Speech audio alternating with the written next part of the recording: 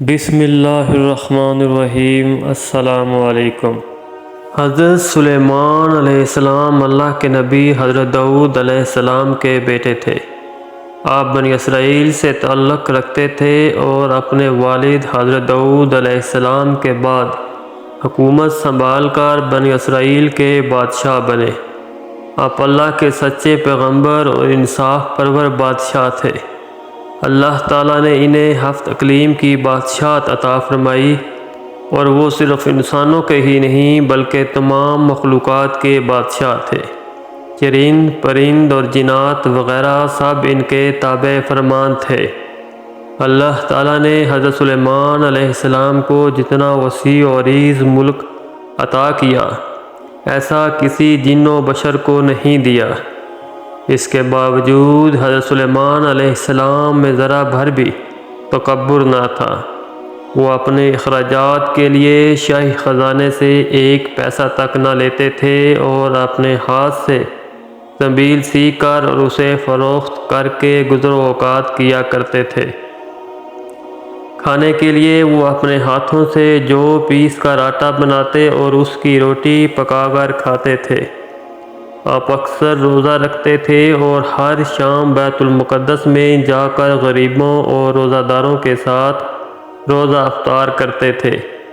ایک مرتبہ اللہ کے پیغمبر اور وقت کے بادشاہ حضرت سلیمان علیہ السلام کو ایک شخص نے اپنے بیٹے کی شادی پر مدعو کیا۔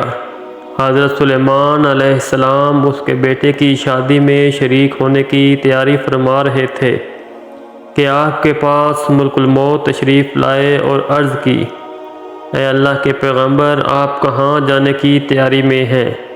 تو حضرت سلیمان علیہ السلام نے فرمایا کہ مجھے ایک شادی کی دعوت پر پہنچنا ہے۔ ملک الموت نے حضرت سلیمان علیہ السلام کو خبر دی کہ آپ وہاں نہ جائیں، کیونکہ مجھے آج رات اس دلہے کی روح قبض کرنے کا حکم ملا ہے۔ ملک الموت کی بات سن کر حضرت سلیمان علیہ السلام شدید غمزدہ ہوئے کہ انہیں کیا معلوم کہ آج رات ان کی خوشی ماتم میں بدل جائے گی۔ آپ نے شادی میں جانے کا ارادہ ترک کر دیا۔ دولہا کے والد کو حضرت سلیمان علیہ السلام کی تشریف آوری کا انتظار تھا، لیکن آپ علیہ السلام جب نہ پہنچے تو اسے پریشانی لاحق ہوئی کہ پتہ نہیں کیا ہوا کہ حضرت سلیمان علیہ السلام تشریف نہیں لائے۔ یوں رات گزر گئی اور اگلے دن دولہے کا والد حضرت سلیمان علیہ السلام کی خدمت میں حاضر ہوا اور آپ علیہ السلام کی شادی میں شرکت نہ کرنے کی وجہ دریافت کی۔ تو حضرت سلیمان علیہ السلام نے کچھ خاص جواب نہ دیا اور دولہے کا حال احوال دریافت کیا۔ تو جواب میں دولہے کے والد نے سب خیریت بتائی، یعنی کہ دولہا زندہ و سلامت تھا۔ دولہے کا والد حضرت سلیمان علیہ السلام سے ملاقات کے بعد واپس لوٹ گیا۔ حضرت سلیمان علیہ السلام نے دل ہی دل میں ملک الموت کو مورد الزام ٹھہرایا، کیونکہ ملک الموت نے تو کہا تھا کہ آج رات میں دولہا کی روح قبض کر لوں گا اور شادی میں ماتم کا سماں بن جائے گا، اس لیے آپ وہاں نہ جائیں۔ مگر ملک الموت نے ایسا کیوں کہا؟ حضرت سلیمان علیہ السلام اسی سوچ میں تھے کہ ملک الموت پھر سے آپ کے پاس تشریف لائے اور معذرت کرتے ہوئے کہا کہ میں دولہا کی روح قبض کرنے جا رہا تھا، لیکن مجھے فوراً لوٹ جانے کا حکم ملا، اس لیے میں وہاں سے واپس آ گیا۔ تو حضرت سلیمان علیہ السلام نے پوچھا، کیوں ایسا کیا ہوا کہ اللہ رب العزت نے اس کی زندگی کے وقت کو بڑھا دیا؟ تو ملک الموت نے عرض کیا، اے اللہ کے پیغمبر، اس شادی والے گھر کے قریب سے ایک غریب بڑھیا گزر رہی تھی تو یہ تھک کر وہیں بیٹھ گئی۔ دولہے کے والد نے جب اسے دیکھا تو پوچھا، اماں جان، میں آپ کی کیا خدمت کر سکتا ہوں؟ اس بڑھیا نے کہا، بیٹے، میں بہت دنوں سے بھوکی ہوں، مجھے کھانا کھلا دو۔ دولہے کے باپ نے فوراً اس کے سامنے کھانا لا کر پیش کر دیا۔